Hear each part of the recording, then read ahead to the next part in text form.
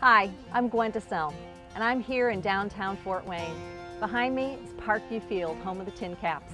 Up here on my left is the historic Baker Street train station. In just a few short weeks, this street in front of me here is going to be filled with thousands of people, all here for one goal, to run or walk a long-distance road race. Many of them will be fellowshippers, all decked out in their green Race for Peace Congo shirts. The atmosphere will be electric with the accumulation of adrenaline and excitement and nerves of all those racers. I know, because this will be my 5th Fort for Fitness half marathon. I'll never forget my first half marathon. I'd never done anything like this. I'm not a natural athlete. But I started training and thought, oh, I'm going to try this. But boy, when that race week came, I was scared. I had so many questions rolling around in my head.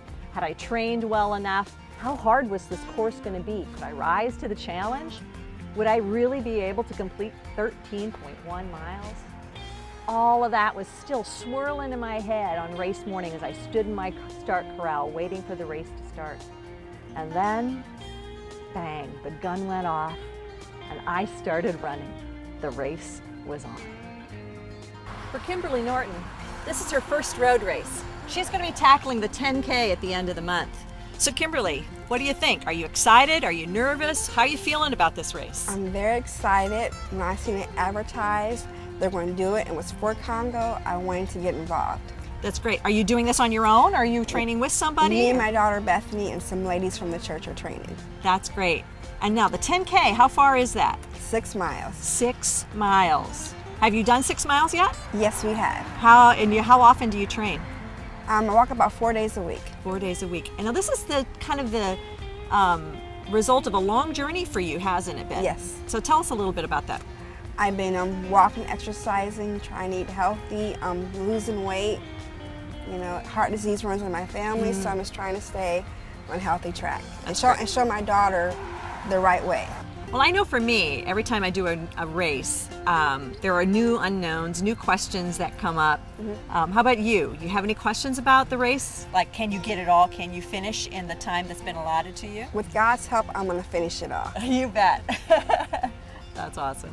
You know, there's just something about the start of a race. It's so exciting, so much fun. Your body has lots of energy. You've got great hopes of a personal best time. There's this cool camaraderie among the racers as there's talking and laughing on the course.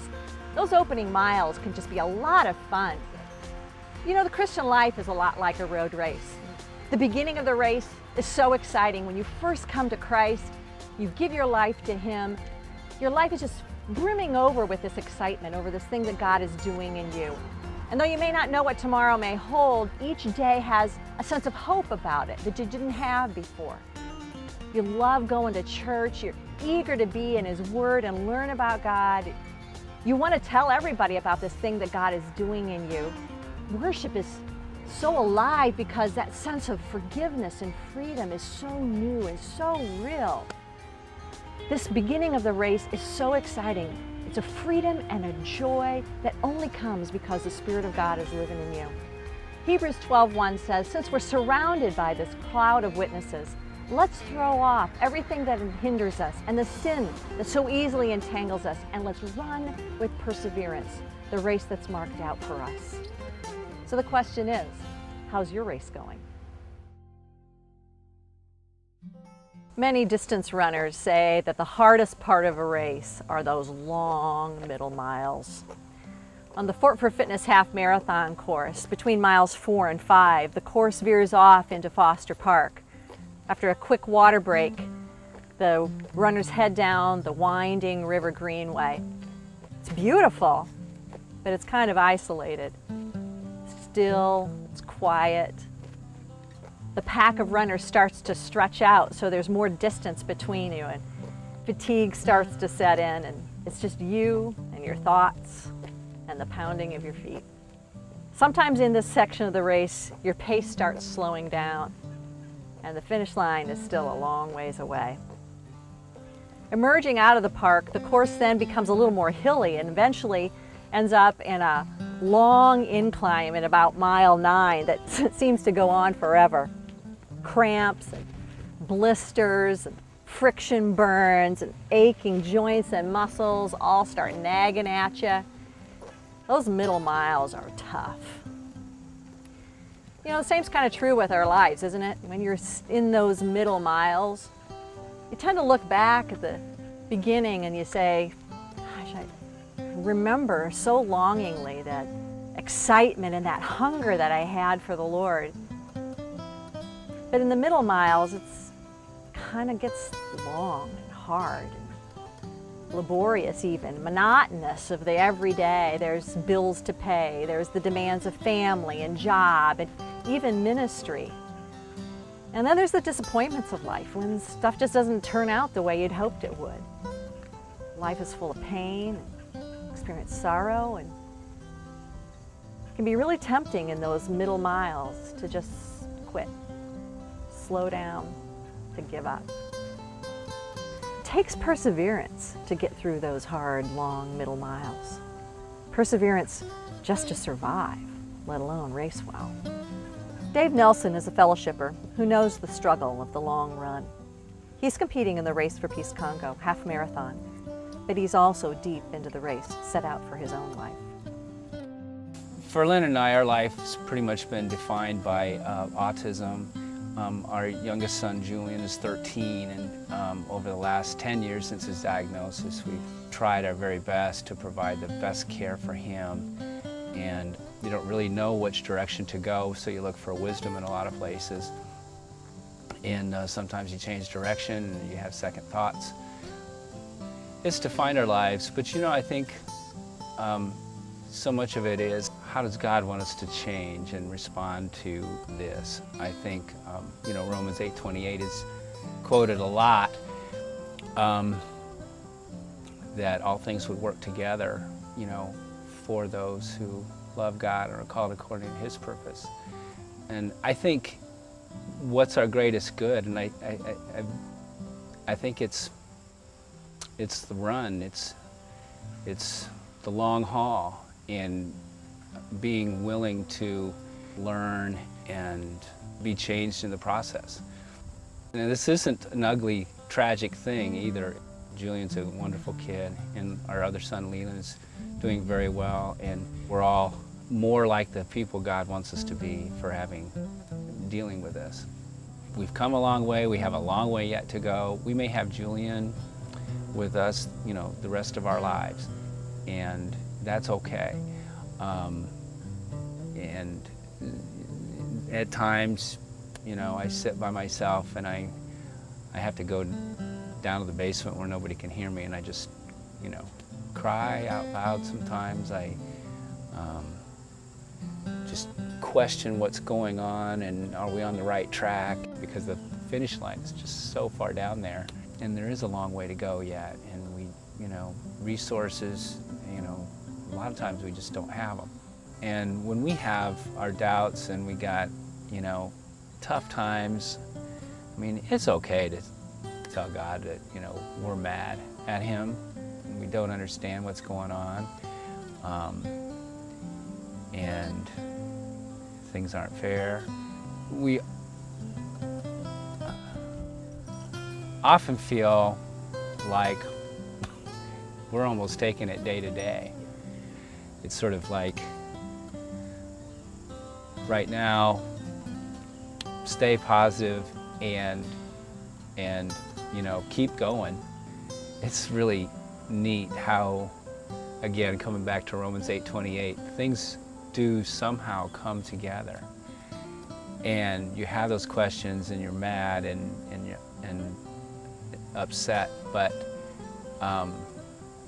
in a short time, usually we kind of see how, oh gosh, you know, all these things happen. We weren't even aware of them at the time, and yet, you know, because of that, you know, here we are, and we're doing okay.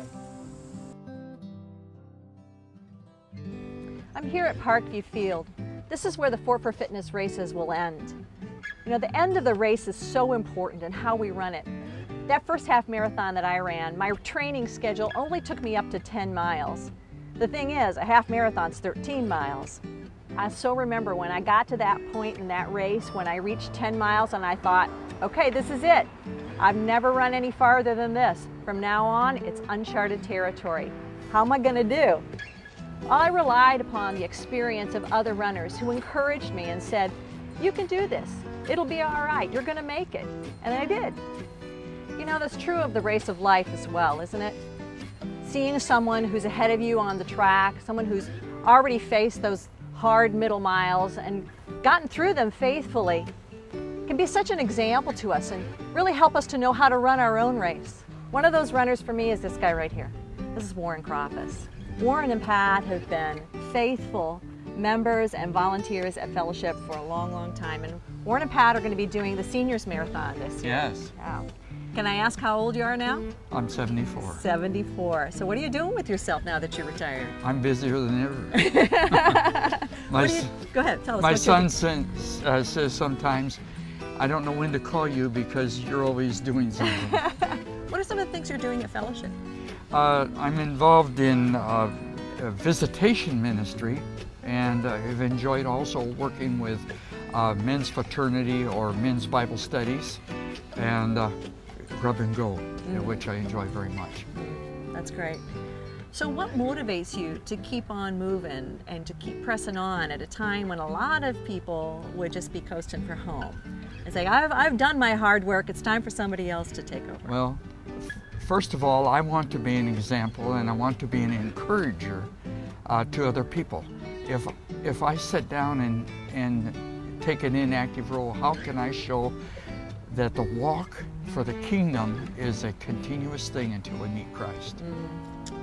There's a Bible character I know is a great example for you. Who is he? Tell us about him. It's Caleb. Caleb was one of two men that was over 40 that were allowed to enter into the Canaan. And Caleb, when he was 85, sitting in a council meeting with the elders of Judah, said, I want to claim my promise that was given to me of Hebron.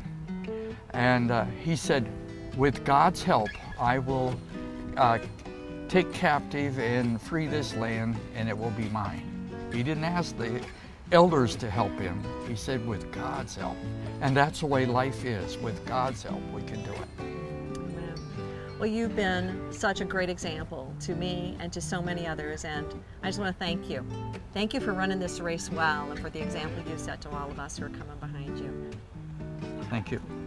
On race day, in just a few short weeks, thousands of racers are going to enter the stadium behind me here, run around the warning track and across the infield to the finish line, which is, fittingly enough, home plate.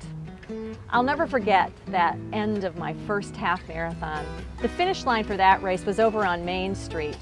And when I turned for that corner for the last time and saw the finish line up ahead, I dug down deep and found enough energy left over to make a little bit of a sprint to the finish line.